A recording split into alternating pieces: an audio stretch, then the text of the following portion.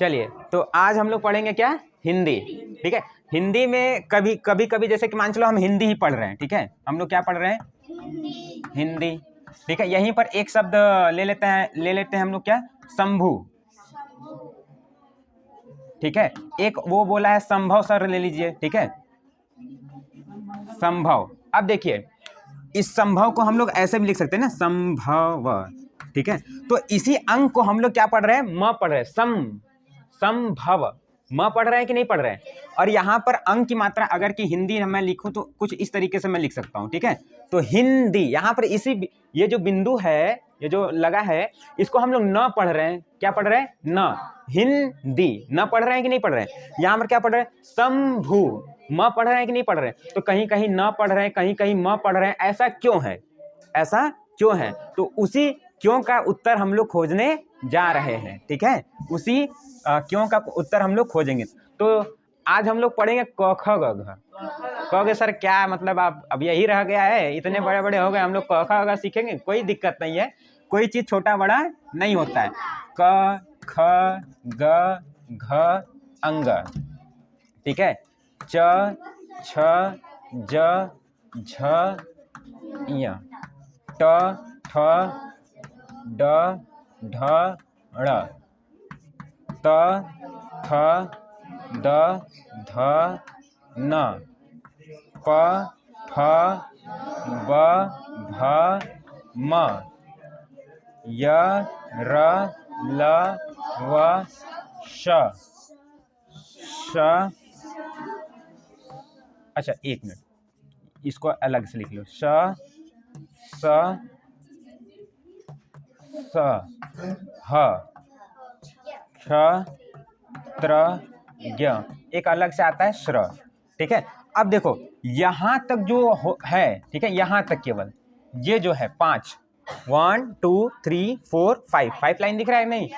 इसको कहते हैं क वर्ग। ये पहले को क्या कहते हैं? क वर्ग। इसको च वर्ग, इसको ट वर्ग, इसको त वर्ग, इसको प वर्ग। बस बस बस, ठीक है, समझ रहा है कि नहीं? तो ये क वर्ग, च वर्ग, ट वर्ग, त वर्ग, प वर्ग। ठीक है, इसको स्पर्श व्यंजन कहते हैं। क्या कहते हैं? स्पर्श व्यंजन। यानी कि इसको जब हम लोग बोलते हैं ना, ये कहीं ना कहीं स्पर्श होता है। हमारा माउथ जो है, इसको बोलते समय कहीं ना कहीं वो क्या करता है? स्पर्श करता है। स्पर्श का मतलब कि टच करता हो। क्या करता है?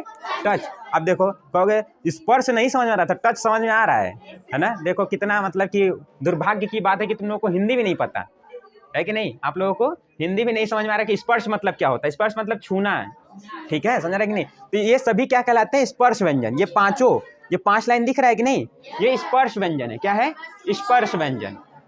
तो इसको हम बाद में बताएंगे कि कौन क्या। ये फिर इधर अंतःस्थ व्यंजन होता है, ऊष्म व्यंजन होता है, ये संयुक्त व्यंजन होता है। ये बाद में हम आपको बताएंगे किसी वीडियो में। ठीक है, अब देखो हम लोग उसकी बात करते हैं कि वो क्यों हो रहा था। तो जैसे कि मान चलो हम हिंदी लिख रहे थे, है ना? ऐसे लिख रहे हैं। ठीक है, अब हमको देखना होगा कि ये द कहाँ पर आया है। द देखो यहाँ पर आया है कि नहीं आया है? अब इसका जो आखिरी, यानी ये त वर्ग का है। किस वर्ग का है? त वर्ग। त वर्ग का आखिरी क्या है? न है कि नहीं है? न है ना?